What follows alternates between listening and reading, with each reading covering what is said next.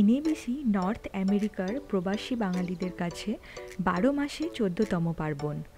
কি এই বহুল চর্চিত এনএবিসি, কি হয় সেখানে, এইসব জানার জন্য পুরো ভিডিওটা দেখতে হবে। নামি দামি তারকা সমাবেশ থেকে শুরু করে কেনাকাটা, খাওয়া দাওয়া নিয়ে এক জমজমাট উৎসব।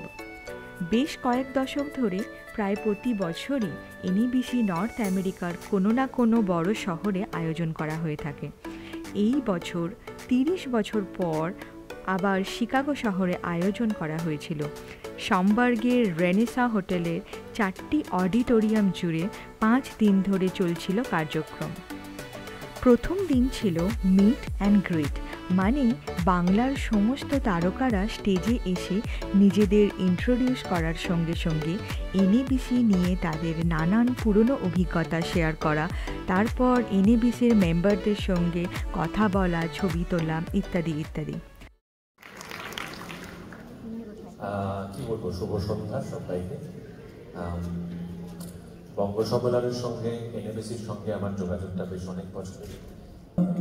আমাদের ভালোবাসা দিতে, আর আমরাও দু হাত ধরে যতটা পারবো ভালোবাসা আপনাদের থেকে নিয়ে নেবো, সেটাই আমাদের সঞ্চয়।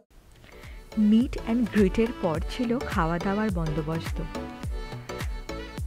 ওই কালো কাপড় দিয়ে ঘেরা জায়গাটির পিছনে সেলিব্রিটিদের খাওয়া দাওয়ার আয়োজন করা হয়েছিল।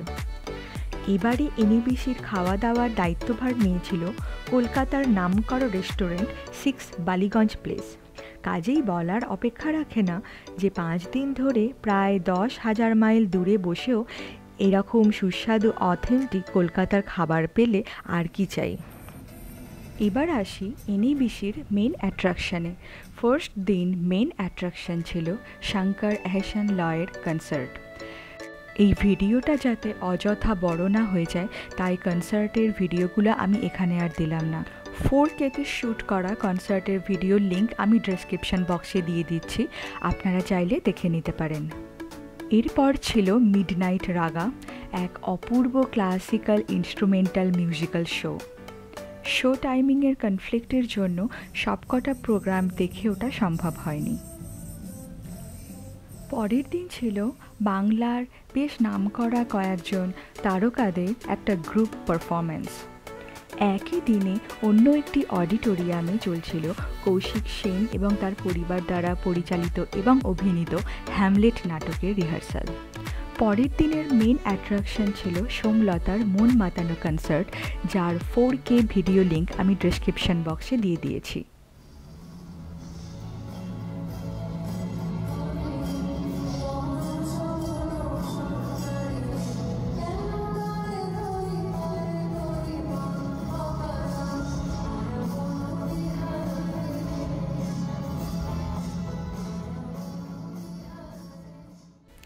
তারপর ছিল কলকাতার বিখ্যাত অভিনেত্রী স্বস্তিকা মুখার্জির টক শো।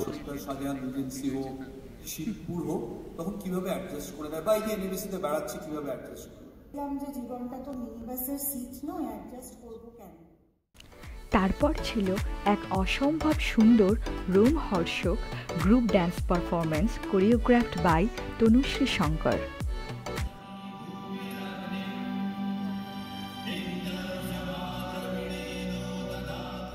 এই পারফরমেন্সের মধ্যে দিয়ে উনি প্রকৃতির বিভিন্ন রূপকে এতটাই নিখুঁতভাবে এবং অত্যন্ত নিপুণতার সঙ্গে তুলে ধরেছিলেন যে দেখে সকলে মুগ্ধ হয়ে গেছিলাম।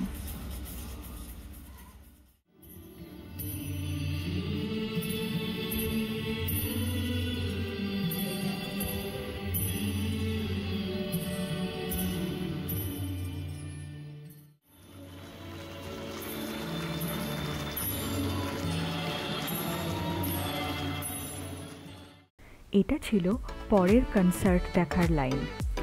এখানে জানিয়ে রাখি, এই এনএবিসির মেম্বারশিপের টিকিট কাটা যায় প্রতি বছর প্রায় ৬ থেকে ৮ মাস আগে থেকে। টিকিটের প্যাকেজ থাকে নানা ধরনের, আর প্রথম সারির টিকিটগুলোতেই মিল, স্টে, শো টিকিট সব ইনক্লুডেড থাকে। এই দিনের সবথেকে বড় অ্যাট্রাকশন ছিল রূপম ইসলামের কনসার্ট। এই কনসার্টেরও 4K ভিডিও লিঙ্ক আমি ডেসক্রিপশন বক্সে দিয়ে দিয়েছি। শোয়ের মাঝে মাঝে লোকজন বেশ আনন্দের সঙ্গে কেনাকাটা করছিল, কারণ কলকাতা থেকে প্রায় 10,000 মাইল দূরে বসে যদি আদি মোহিনীমোহন কাঞ্জিলাল, আদি ঢাকেশ্বরী, ঢেউ বা পিসিচন্দ্র জুয়েলার্সের মতো স্টোরের একটা ছোট্ট ভার্সনকে নিজের হাতের কাছে পাওয়া যায়, তাহলে শপিং না করে থাকা যায় নাকি? যাই হোক, পরের অ্যাট্রাকশানে আসি। Auditorium almost full. Next concert Iman চক্রবর্তীর। একই সঙ্গে অন্য একটা অডিটোরিয়ামেও চলছিল চন্দ্রিলের টক শোজ। তারপর শুরু হয়েছিল একটা অ্যাওয়ার্ড শো।